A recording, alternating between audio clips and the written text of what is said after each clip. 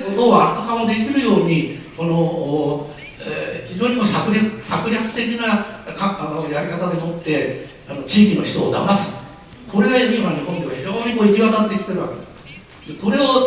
戦う上で、やっぱり今日バズビーさんが指摘されたこと、あるいはヘブレン・レックさんが指摘されたことというのは非常に重要な意味を持っていて、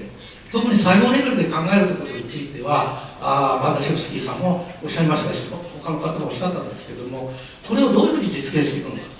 特にガンマ線だけを今までガンマ線だけを持って放射線の障害を議論してきたわけですけど、内部被膜ってことになるとやっぱりアルファ線ベータ線を調べないといけない。これは楽じゃないんです。ガンマ線を調べるのは楽なんです。だからこのためにどう知恵を集めるのか、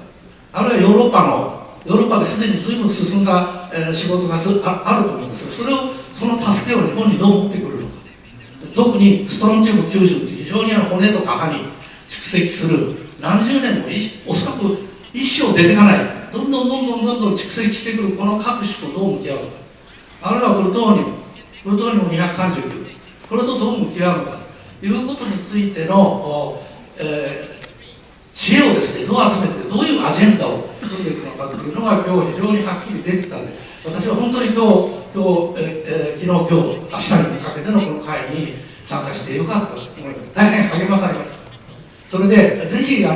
変困難な条件に置かれている日本の我々日本の子どもを助けていただき、皆さんの力をぜひ福島に向けていただき、これはこれから50年100年かかることだと思います。それで例えば日本の今の食の自給率は 30% 台まで落ちている、これを 100% に持ち上げるということをやりながら、本当に安全な食べ物は何なのかということを日本の一般の人が分かるようにする。そのためには汚染された地域に、ではもう物を作っては百姓をやってはいけない、漁業もいけない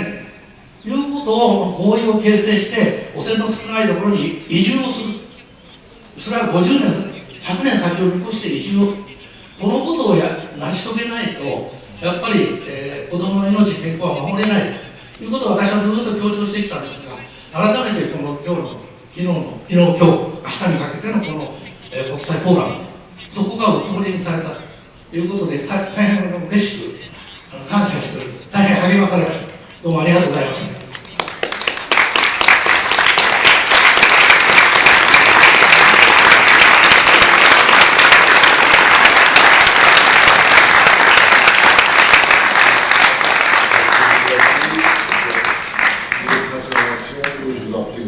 Okay, I just want to show you. Attendez, il avait là, que je te donne la parole.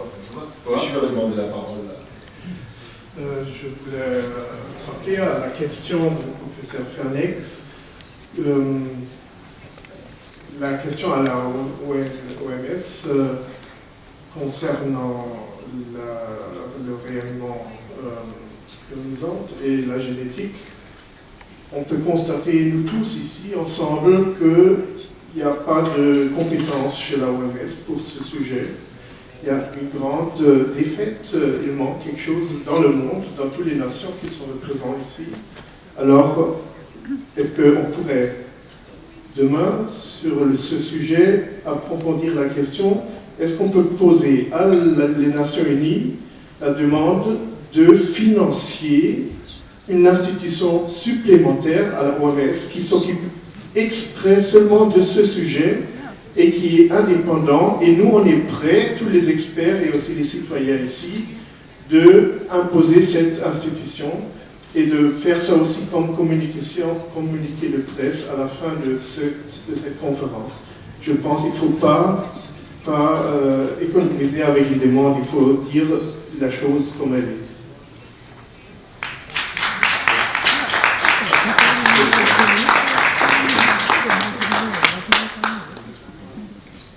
À l'OMS,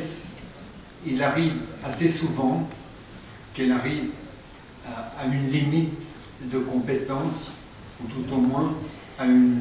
limite que le monde considère comme excessive. Et à ce moment-là, on crée une institution voisine, apparentée, par exemple, pour le sida. Le sida, avec son projet à l'OMS, le monde a trouvé que ça n'avançait pas, qu'on tournait en rond, et on a créé à côté, quand je dis à côté, c'est aussi le bâtiment à côté, ça n'a pas tellement d'importance, mais une institution indépendante pour le sida. Alors, ce que vous aimeriez, c'est qu'on fasse que ce bâtiment serve au progrès dans le domaine de la génétique, et je pense que certainement le monde a des savants très très nombreux qui pourraient coordonner un projet dans le domaine de la génétique qui rendrait service aux victimes de toxiques ou de rayonnement. Il nous resterait très peu de temps, alors je vais redonner 2 minutes shortly la parole à